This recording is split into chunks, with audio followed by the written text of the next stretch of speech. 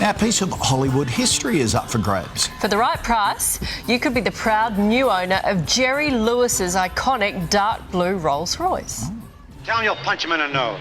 Stop putting words in my mouth. I won't say that. You won't say what? I'll punch you in the nose. Oh, I said it. He was the king of comedy.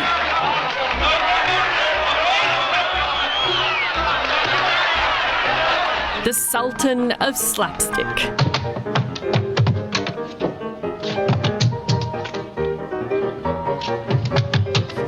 Jerry Lewis had them rolling in the aisles as Dean Martin's hapless sidekick, a comic partnership that lasted 8 years and offered up some unforgettable movie moments. What's wrong? Good evening. He went on to a successful solo career, most notably as the Nutty Professor.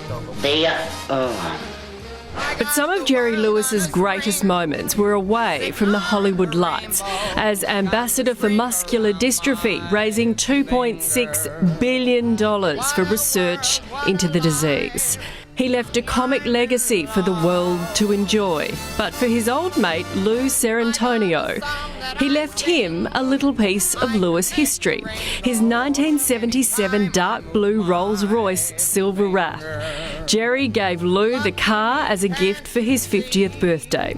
But now, a year after Lewis's death, the car is being reluctantly put up for sale, a final reminder of a departed friend. Wow, Lou joins us now from Carrara on the Gold Coast and Lee Hames from Lloyds Auctions. Lou, what a 50th birthday present. Tell us how you met Jerry Lewis and came to be so close. Oh, good morning, Kosh and Nat. I first met Jerry, I brought him out to Australia, Crown Casinos, I think in the late 1990s. And we were in the limousine on the way to Crown, and he just stopped and looked at me and he just said, "What do you want from me?" I just thought he threw me. I mean, it was so much of an honest question. And my father only had probably about 3 months to live at that point. And Dad was a huge fan of Jerry, huge. I mean, Dad couldn't understand any English, but he would kill himself laughing watching me on TV. So I said to Jerry, I explained to him, I said, "Look, Dad's only got about 3 months to live, and I just loved the idea if you could spend half an hour with him." And he said, "Not a problem." So we organised it the next day, and he spent 6 hours with my father. And then not only that, Jerry was in town for 2 weeks, and he ate at my mum and Dad's house for about 10 of those days.